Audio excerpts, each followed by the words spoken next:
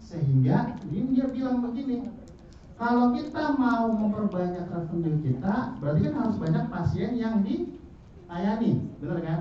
Ketika paling banyak dilayani, maka apa? Hilangkan bottleneck. Jadi lihatnya harus dari helikopter view yang lebih besar lagi. Ya, itu yang dikatakan dengan kita menstandarkan waktu kita. Percuma Bapak Ibu di sini, Pak saya mau nambah orang di sini Pak, ya jadi 1 menit. Ujung-ujungnya tetap 12 menit. Terjadi penumpukan di sini. Itu logikanya seperti itu. Ya. Nah, proses lead time, ya, ada namanya proses lead time ya. Itu adalah dari dia masuk sampai dia selesai. Berapa menit ini? 5 tambah 12 tambah 4 21. Proses lead time-nya 21 menit. Ya. Bottleneck-nya yang ini atau time track-nya. Jadi, Pak saya mau 21 menit, saya mau kurangi ini jadi 1 menit. Itu nggak akan ada dampaknya terhadap perputaran tadi. Tadi yang UGD mana tadi ya? Bicara ini ya, perputaran ya. Bed tadi. Cari yang bottleneck-nya mana, itu yang dibenerin. Karena kalau dia akan numpuk, kalau nggak numpuk dia akan nganggur, udah. Karena apa? Karena prosesnya nggak seimbang, tidak sama. Ya, selanjutnya lagi. Ini bicara proses ya, bicara proses. Nah, ada yang namanya work in process, ya. Orang-orang di sini, ya. Ini saya ambil contoh lagi. Misalkan dari proses A ke proses B, misalkan ada 2 orang yang apa namanya ini? 3 orang ya, ada 3 orang yang nganggur. Nganggur apa namanya? Nunggu. Ya.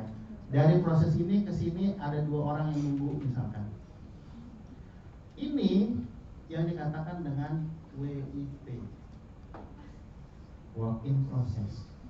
Kalau di pabrik ini namanya barang setengah jadi. Ya.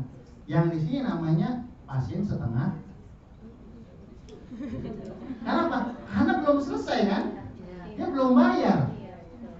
Ya. Ini udah bisa ngeluarin duit belum ya? Belum. Sama, barang setengah jadi pun sama. Di pabrik pun sama, bikin baju itu kan baru lengannya doang, ya belum jadi baju. Di sini pun sama. Dia baru daftar, belum diperiksa, belum dapat obat, belum tentu dia mau bayar. Artinya apa?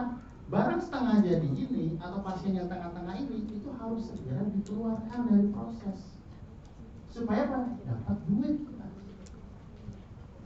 Jadi ujungnya itu apa sih? Ketika dia di screening, didapat di konsultasi dokter, ya, ambil obat, baru dapat revenue kita.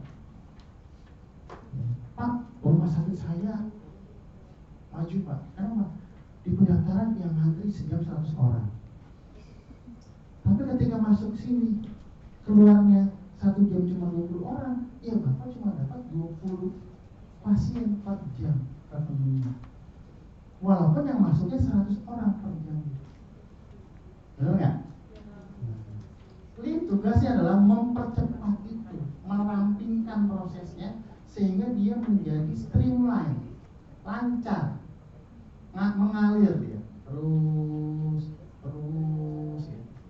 Jadi kalau mau mempercepat, Pak saya mau meningkatkan revenue ini dong, rumah sakit saya, apa yang harus saya lakukan? Perputaran ini percepat nih. Ya.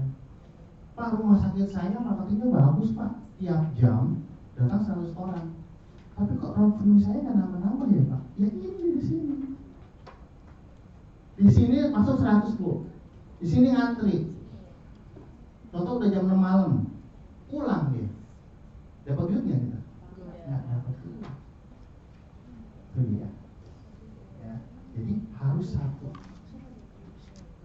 Ya. Ini dikatakan dengan WIP. Ya.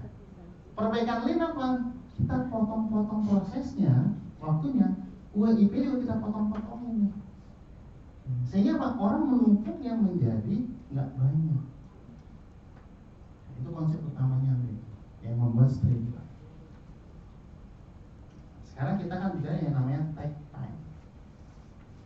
Take time. Take itu dari bahasa Jerman, ya, artinya detak, hentakan. Take, ya. Apa itu dia take time? Ini ada contohnya. Ya, misalkan, ya, kita mau dapatkan, kita pengen punya target pasien yang dilayani per hari adalah 120 orang per jam, ya, 120 orang ya per hari. Target pasien dilayani ada 120 orang dan jam kerja kita adalah 24 jam per hari. Misalkan ini di bagian konsultasi dokter umum, ya. Kita punya target 120 orang nih per hari. Jam kerja kita sehari 24 jam. Pertanyaannya adalah, kalau saya punya waktu 24 jam sehari, saya punya target 120 orang pasien per hari, berarti satu orang itu harus saya layani berapa targetnya? Kan gitu ya. Tinggal kita bagi saja. Ya, berarti apa? 24 jam waktu yang tersedia kita kurangi dengan 120 orang pasien per hari, maka 12 menit per pasien. Ya, 12 menit per pasien. Itu dikatakan dengan take time atau standar. Sekarang aktualnya berapa? Kalau aktualnya 20 menit, tercapai nggak targetnya? Sehari 120 orang? Tidak tercapai. Nah, disitulah kemudian muncul, Pak, saya menangkap orang gimana caranya? Begini caranya.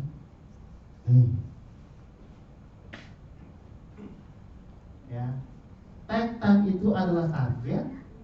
Cycle time kondisi saat ini. Aktualnya berapa? Aktualnya kita 20 menit. Targetnya 12 menit. Jadi kalau mau mencapai target sehari 120 orang per hari, kita butuh 1,6 orang. Dibulatkan menjadi 2 orang. Kalau 1,3 orang dibulatkan menjadi tetap 2. Kan nggak mungkin orangnya 1 per. Mau 1,1, 1,2 tetap dibulatkannya sana karena orang.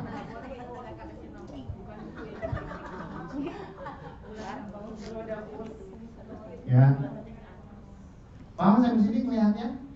Ya, jadi Pak, saya kurang orang atau enggak ya? Bapak bisa itu berdasarkan ini, Ibu bisa itu berdasarkan ini. Bapak targetnya berapa sehari pasien yang dilayani poli saya, Pak? 100 orang per hari. Oke. Itu namanya apa? Take time. Kita ambil data. Pak, untuk jangka panjang ya kita akan perbaiki ya prosesnya. Tapi untuk jangka pendek, kalau Bapak tetap 100, pengennya ini Pak hitungan saya. 1 orang nggak cukup, Pak. Perlu ada 1,6 orang, 0,6 orang lagi. Dapatnya dari mana? Nih Pak, dari kasir tadi tambahin ke sini. Itu cara menjawab. Karena lean, ya dia akan menjawab juga kebutuhan orangnya.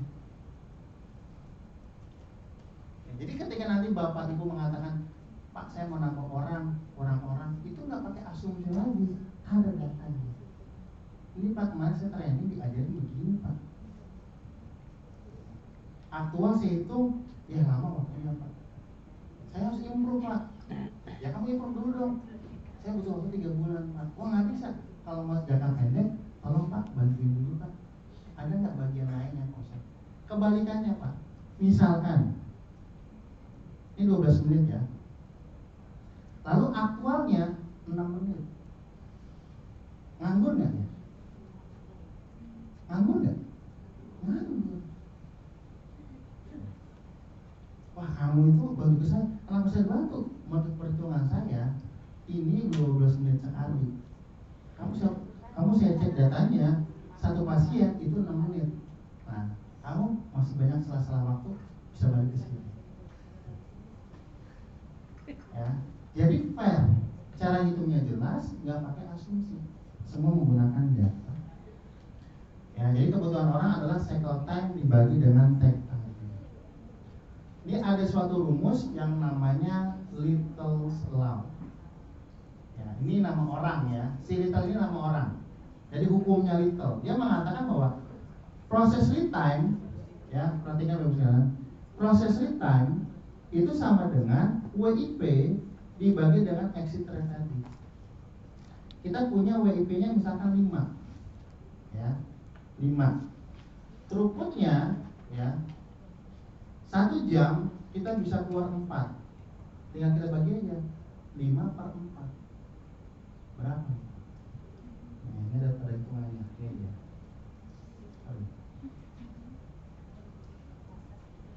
Ada proses A, proses B, proses C. Ya, ini adalah ini pasien ngantri ini. Mau masuk proses A dia ngantri 10. Ya, proses B 12, proses C 8. Dijumlahkan berapa? 30. Ya. Exit rate-nya ya, selesai tiap prosesnya itu 1 jam itu 8 pasien. Berarti berapa proses lead time-nya? Kalau kita bagi 30 dibagi 8 sama dengan 3,75 per jam. Artinya kalau saya ada, jadi kalau saya pasien ya mau masuk ke sini, maka saya butuh 3,75 jam dari awal sampai dengan selesai. Ini proses lead time. Dia datang dari sini, daftar sampai dia selesai bayar hasil, sampai dia keluar, itu buktinya 3,75 jam.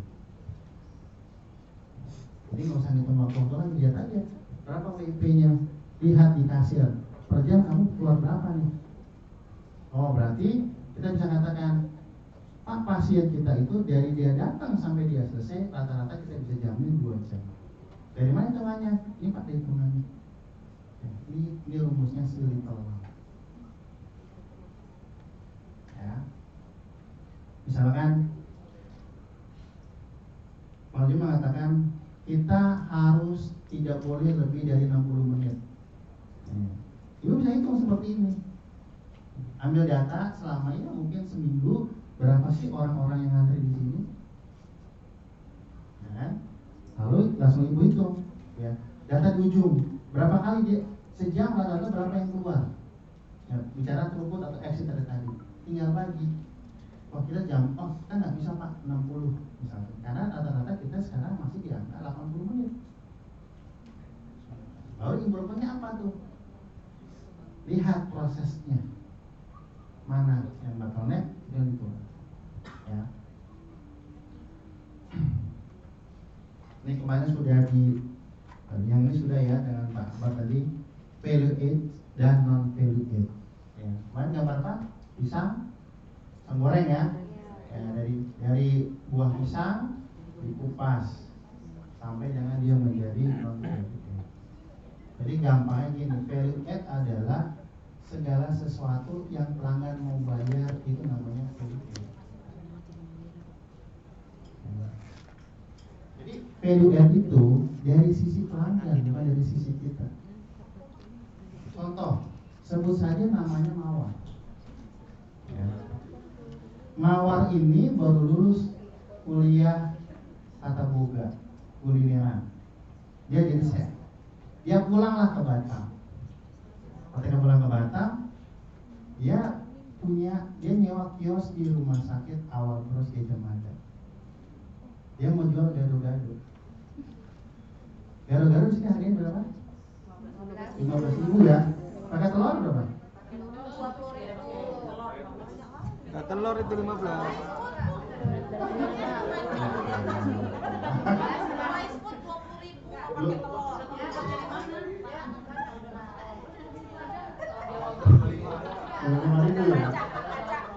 Awal Bros ya. Iya, dalam gedung. 25.000. Rumah sakit Awal Bros 25.000 gado-gado. Dia jualan nih si Mawar tadi. Ternyata pas ditanya harganya 45.000. Ditanya dong sama pasiennya, sama pelanggannya, Neng Mawar, ini kebetulan orang Sunda. Neng Mawar, cenah ini, gitu kan? Kenapa harganya 45.000? Kok mahal? Kata si Mawar, ini ulekannya saya impor, Pak. Dari Ukraina, Pak, lagi perang ya. Kira-kira bagi pelanggan ada nilai tambahnya nggak? Ya, sama aja ulekan. Ya sama aja ulekan. Ya, itu yang dikatakan dengan non-value. Jadi dari sisi pelanggan, bukan dari sisi kita. Kadang-kadang kan kita jualan, kita kan nanti mau lebaran nih, jualan kue kering gitu kan, udah dikasih apa namanya, kasih pita, ya, baterainya yang Wisman, segala macam. Pasti jual harganya setoples ya 150.000. Siapa yang mau beli? Pasar kita nggak segitu. Nah, jadi value add itu adalah segala sesuatu yang pelanggan tidak mau beli. Bagi kita bagus, yes. Tapi pelanggan mau bayar nggak? Tergantung dari segmentasi pasarnya. Gitu kan? Langsung si Mawar ini dia berubah. Ya, dia belajar dari kesalahan kemarin. Dia rubah komposisi gado-gadonya. Ditanya lagi dong, berapa harganya sekarang nih Neng Mawar? 45.000 Pak. Loh kok masih tetap 45.000? Sekarang saya udah improve Pak. Ulekannya sekarang saya ambil nggak dari impor lagi, udah buatan lokal. Oke bagus. Terus kenapa 45.000? Kacangnya almond Pak sekarang. Ya. Terus apa lagi gitu kan? Kangkungnya itu banyak Pak. Wadahnya itu yang food grade, udah berstandar SNI dan label MUI. Harga 45.000. Bagus nggak? Tapi ketika di awal terus ada yang mau beli nggak? Ada, tapi nggak banyak kan? Nah, jadi harus perhatikan dulu gitu loh. Saya yakin pasti ada yang beli, tapi ketika bicara revenue tinggi nggak bisa. Nah, jadi value add itu tergantung dari pelanggan. Pakai 15.000 kok laku, padahal pakainya apa? Pakai bungkus nasi segala macam. Ya memang pelanggannya pengennya itu gimana? Jadi value itu segala sesuatu menurut pelanggan, bukan menurut kita.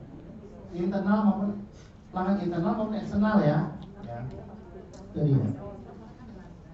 Nah, lalu kalau kita bicara efisiensi, nah, coba nanti Bapak Ibu perhatikan. Kalau saya tanya, dari rata-rata ya pasien itu berada di rumah sakit dari dia datang sampai dia pembayaran itu kira berapa lama? Kira-kira aja. 4 jam. 4 jam. Ya, yang ini deh, saya spesifik deh. Dia nggak harus cek lab dan dia tidak menggunakan asuransi.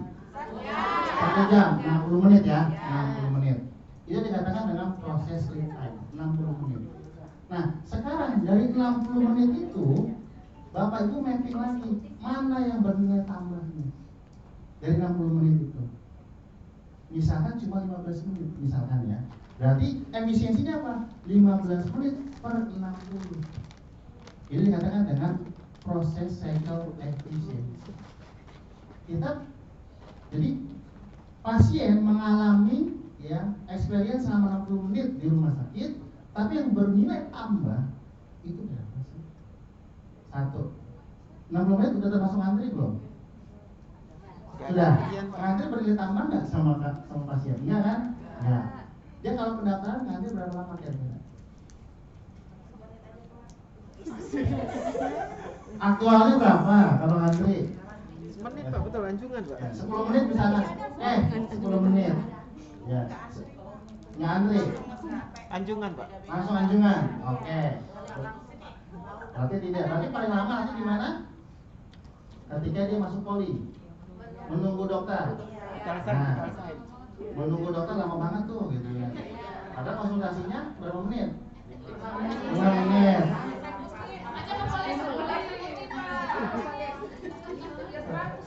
Jangan lebar. Kemewahan.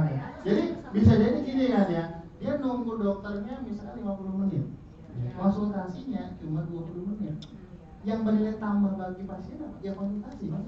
Nunggunya enggak kan? Nah itu dia bicara efisiensi gitu ya. Jadi kita harus bisa melihat hal tersebut. Oke, jadi kalau cara membuat cycle efisiensi gimana ya, sama saja ya. Tinggal kita hitung tadi ya berapa nilai value add-nya dibagi dengan total proses lead time-nya. Itu dengan yang dikatakan dengan proses cycle efficiency. Ya. Oke, kita sudah jam 10:30, kita break dulu. Ya, kita break dulu sampai jam 11 ya, setengah jam.